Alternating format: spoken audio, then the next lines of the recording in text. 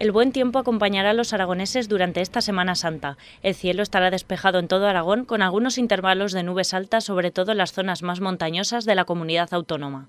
El jueves en Zaragoza la temperatura máxima podría llegar hasta los 20 grados en la capital. El viento soplará más fuerte en la zona del Ebro y Cinco Villas. El cielo de Huesca también estará despejado con algún intervalo nuboso. Las temperaturas no tendrán grandes cambios en los Pirineos y habrá un moderado descenso en el resto de la provincia ostense. Teruel seguirá la misma tendencia, rondará los 15 grados, con algunas heladas débiles en las zonas más montañosas. Las nubes llegarán el fin de semana y serán más abundantes conforme nos acerquemos a la montaña. No se descartan precipitaciones débiles. A pesar de ello, en la mayor parte de Aragón, en Zaragoza y Huesca, brillará intermitentemente el sol. El domingo las nubes se instalarán en la provincia de Zaragoza, aunque no afectarán demasiado a las temperaturas, que descenderán ligeramente, sobre todo en las zonas montañosas y en el Pirineo.